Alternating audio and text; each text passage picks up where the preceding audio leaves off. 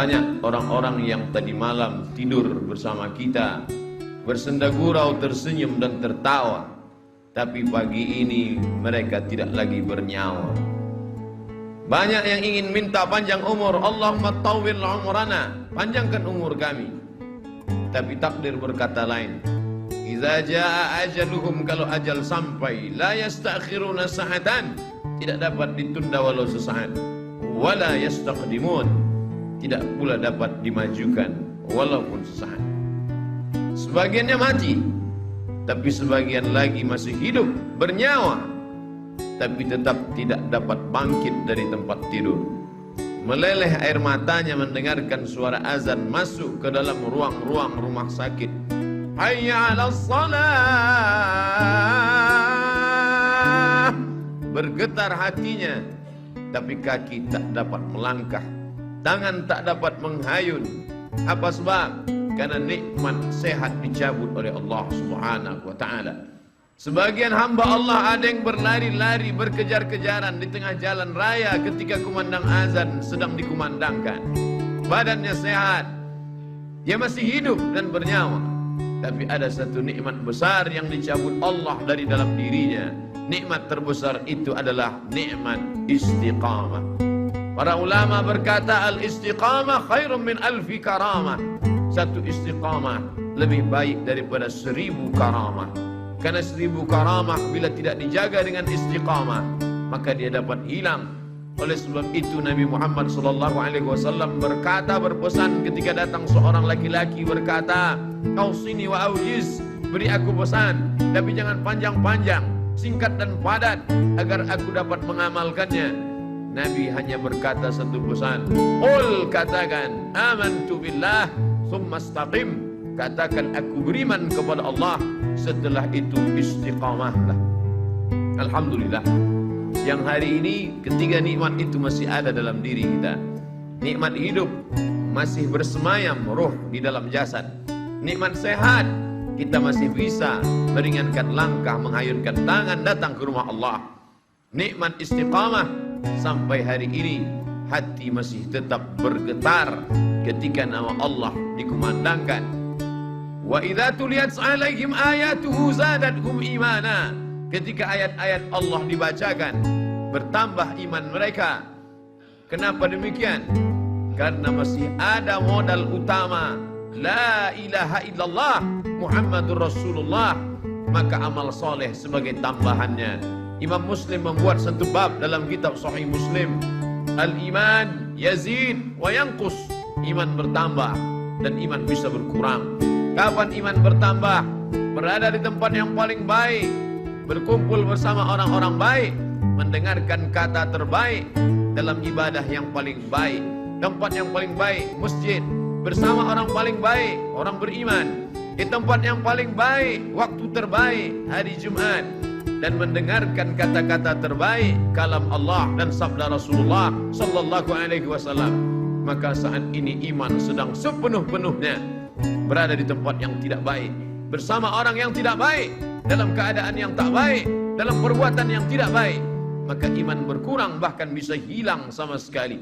La yazni zani hina yazni wa huwa mu'min. Orang beriman tidak akan berzina kalau ada iman dalam dirinya. Wa la yasriqu sariqu hina yasriqu wa huwa mu'min. Pencuri tidak akan mengambil harta orang kalau ada iman dalam dirinya.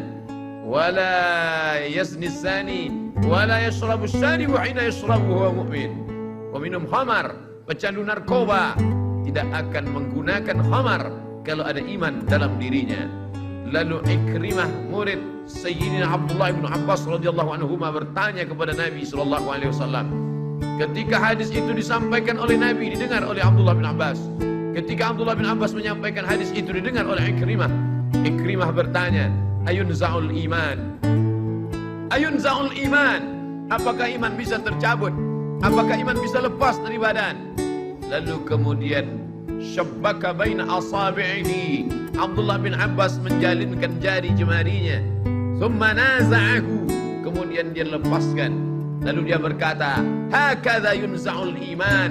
Beginilah iman terlepas dari badan. Hina taba, ketika orang itu bertobat, ada, maka iman masuk lagi ke dalam badan. Alangkah meruginya orang-orang yang beramal soleh, mulutnya senantiasa komat kamit berzikir, hartanya dia pakai untuk berinfak, berzakat, berwakaf, bersedekah, berjihad fisabilillah, tapi tidak ada istiqamah, maka mati dalam keadaan malaikat maut mencabut nyawanya. Ketika itu iman tidak ada dalam dirinya. Wa qadimna ila ma 'amilu min 'amalin, saatnya nanti datang malaikat membawakan amal-amalnya. Ini anak yatim yang kau sekolahkan, ini panti jompo yang kau bangun, ini infak, zakat, wakaf, sedekahmu. Faja'alnahu haba'an mansura, tapi kami jadikan amalnya itu seperti debu yang ditiup angin, tak bermakna di hadapan Allah. Mengapa? Karena tidak ada iman. Itulah yang membedakan orang beramal soleh dengan tidak beramal soleh. Illalladzina amanu, kecuali orang yang beriman, wa amilus salihati, dan beramal soleh. Berapa banyak mereka membangun tempat-tempat sosial, panti-panti menampung orang miskin susah melarat, tapi tak bernilai hampa di hadapan Allah. Balasannya langsung di dunia, di akhirat mereka hanya tinggal menerima azabnya saja. Oleh sebab itu satu-satunya yang menyelamatkan kita adalah iman kepada Allah Subhanahu wa ta'ala. Inilah yang kita tanamkan ke dalam kepala anak-anak kita. Yang sesungguhnya kita tidak pernah menerima anak itu dalam keadaan kosong dan hampa. Tidak ada seorang pun dari kita yang istrinya mengandung 9 bulan 10 hari lamanya melahirkan anak dalam keadaan kosong. Mereka sudah diisi dengan satu program. Karena sebelum roh itu dibawa oleh malaikat ke dalam rahim, roh sudah siap, sudah bersaksi bersyahadat di hadapan Allah Subhanahu wa ta'ala. Wa iz, ingatlah. Mengapa Allah awali ayat itu dengan kata ingatlah? Karena banyak orang yang tidak ingat, mereka lupa. Maka Allah ingatkan mereka, wa iz, ingatlah. Akhadha rabbuka min bani adama min zuhurihim dzurriyyatahum wa asyhadahum ala anfusihim. Ingatlah ketika Allah mengambil persaksian, sumpah janji setia, lalu Allah bertanya kepada mereka semua. Allah bertanya bukan karena Allah tidak tahu, Allah Maha tahu, tapi Allah mau beritahu pada siapa yang tidak tahu dan tidak mau tahu.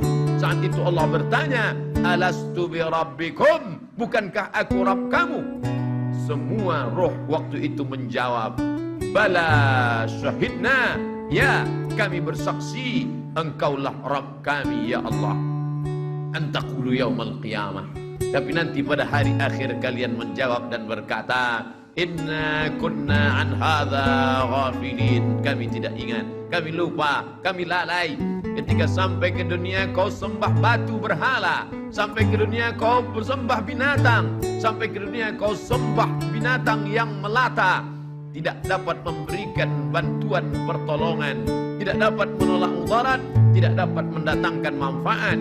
Itulah nasib orang-orang yang lupa. Maka dikirimkan Allah Nabi demi Nabi turun, Adam, Idris, Nuh, Saleh, Ilyas, Ilyasah, Zakaria, Musa, Yahya, Isa, Daud, Sulaiman, Ayub, Zulkifli. Maka mereka semua menjelaskan tentang satu konsep, la ilaha illallah, la ma'buda bihaqqin illallah. Tidak ada yang sebenar-benar hak untuk disembah kecuali Allah Subhanahu wa ta'ala.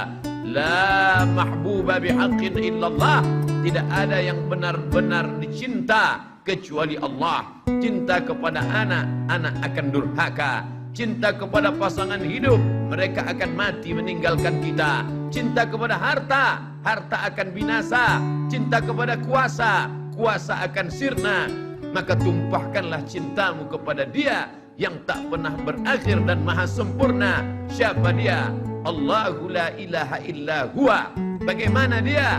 Al-Hayyu, Dia maha hidup. Al-Qayyum, Dia maha mengatur. Dia tidak hanya sekedar hidup, tapi Dia juga mengatur segala kehidupan. La tasqutu min waraqatin illa ya'lamuha. Tidak ada satu daun pun yang gugur melainkan dalam pengetahuannya yang sempurna. Apakah Dia mengawasi aku? Apakah Dia melihat aku? Apakah Dia senantiasa memandang? La ta'khudhuhu sinatun wala naum. Dia tak pernah mengantuk, Dia tidak pernah tidur. Kalau takut berbuat dosa karena atasan, atasan akan tertidur. Kalau takut berbuat salah karena orang tua akan mengantuk. kalau takut berbuat zalim karena orang lain petugas keamanan, maka mereka pun akan meninggalkan kita. Tapi kita takut karena dia la ta'khudhuhu sinatun wala naum. Berkuasakah dia? Sehebat apa kekuasaannya? Lahu ma fis samawati wa ma fil ard. Apa yang ada di langit, apa yang ada di bumi, semua milik dia. Tu'izzu man tasha, siapa yang mau kau angkat setinggi-tingginya. Wa tudhillu man tasha, siapa yang mau kau hinakan, kau rendahkan, kau jatuhkan serendah-rendahnya. Biyadikal khair, dalam genggaman kuasamu ada segala kebaikan ya Allah. Lalu kemudian siapa yang bisa memberikan pertolongan dan bantuan? Man dzalladzi yashfa'u 'indahu illa bi'idnih. Semua dengan izinnya. Tanpa izinnya tak ada yang berlaku di atas muka bumi Allah Subhanahu wa ta'ala. Lalu kemudian setelah itu berpikirlah manusia yang lemah, hina dan kotor itu, apakah ada kuasa selain daripada dia? Tidak ada yang berkuasa kecuali kuasa hanya dia saja. Wal awwalu, dia yang pertama. Wal akhiru, dia yang terakhir. Tapi dia tak berawal dan tidak berakhir. Semua yang berawal dan berakhir akan binasa. Mengapa dikatakan dia yang pertama? Sebelum ada alam semesta, dia sendirian sudah ada. Maka dia katakan huwal awwalu. Mengapa dikatakan huwal akhiru? Dia tidak pernah berakhir. Makna al-akhiru, ketika semua alam semesta binasa, bahkan malaikat mencabut nyawa itu pun juga akan mati, maka tinggallah dia sendirian. Huwal akhiru. Saat itu dia berkata, ainal jabbarun? Mana orang-orang yang sombong? Ainal jabbarun? Mana penguasa-penguasa yang angkuh? Hari ini tidak ada kekuasaan. Itulah yang kita katakan setiap selesai salat, la ilaha illallah wahdahu la syarikalah lahul mulku. Hanya dia saja yang punya kuasa. Walahul hamdu, hanya dia saja yang layak dipuja dan dipuji. Yuhyi, dia menghidupkan. Wa yumit, dia mematikan. Wa huwa ala kulli syai'in qadir, dia kuasa atas segala sesuatu.